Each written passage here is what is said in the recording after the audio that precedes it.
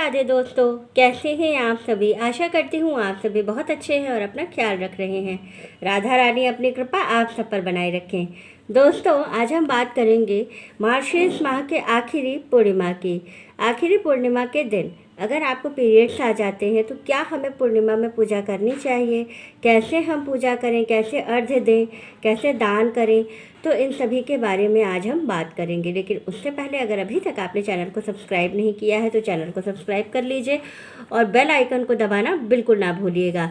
तो चलिए friends, video को शुरू कर लेते हैं। सबसे पहले तो मैं बता दूं मार्गशीर्ष माह की जो पूर्णिमा है वो कब पड़ रही है। तो मार्गशीर्ष माह की जो पूर्णिमा है वो पड़ रही है 15 दिसंबर को।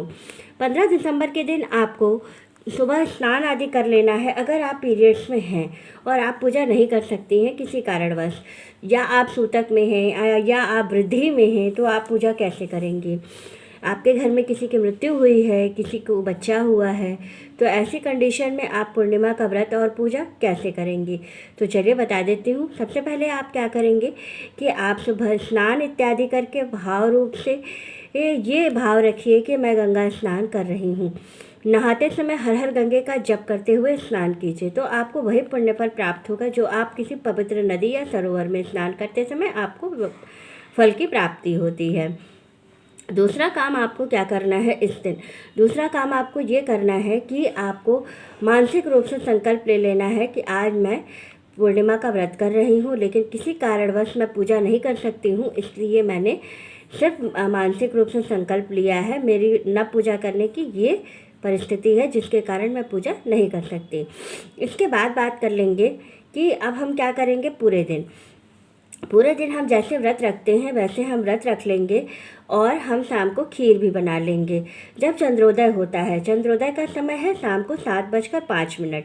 7:05 पर जब चंद्रोदय हो जाएगा तो उस समय आप क्या करेंगी कि आप जहाँ से आपके यहाँ से चंद्रमा के दर्शन होते हों वहाँ पर आप आ जाएंगी बाहर, और वहाँ बैठ करके हाथ जोड़ करके चंद्रमा का दर्शन करेंगी दूर से, और उनसे ये प्रार्थना करेंगी कि प्रभु, मेरी ऐसी परिस्थिति है जिसके कारण मैं पूजा नहीं कर सकती हूँ, इसलिए मैं सिर्फ व्रत रख रही हूँ। इसके बाद आप क्या करेंगे। इतना करने के बाद आपने जो खीर बनाया है, खीर आपको ज़रूर बनानी है, चाहे आप पूजा करिए या ना करिए। लेकिन अगर आपने व्रत रखा है और पूर्णिमा का दिन है तो आपको इस दिन खीर ज़रूर बनानी है। व्रत ना भी रखिए लेकिन खीर ज़रूर बनाइएगा। और उसके बाद आप क्या करेंगी, चंद्रमा की रोशनी में उस खीर को रख करके भाव रूप से भगवान को भोग लगाएंगी और सबका आह्वान करके कहेंगे, हे विष्णु भगवान, हे लक्ष्मी माता, हे श्री कृष्ण जी, आइए और प्रसाद का भोग लगाइए।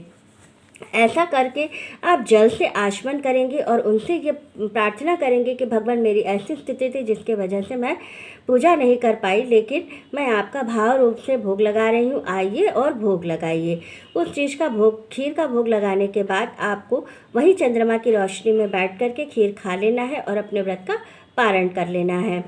तो इसी तरह से आपको पीरियड्स में या सूतक या वृद्धि की अवस्था में आपको ऐसे ही पूजा करनी है। अगर आपके घर में सूतक है तो भी आप खीर ज़रूर बनाइएगा। दिन में ही बना के रख लीजिएगा, क्योंकि सूतक में शाम को भोजन नहीं बनाया जाता है, तो आप दिन में ही भोजन बना करके रख लीजिएगा और शाम को उसका भोग लगा करके भोग को ग्रहण कर लीजिएगा। और वृद्धि में तो आप पूड़ी भी ज़रूर बनाइएगा, क्योंकि वृद्धि में भोजन बनाने की कोई मनाही नहीं होती है, सिर्फ भोग नहीं लगता है।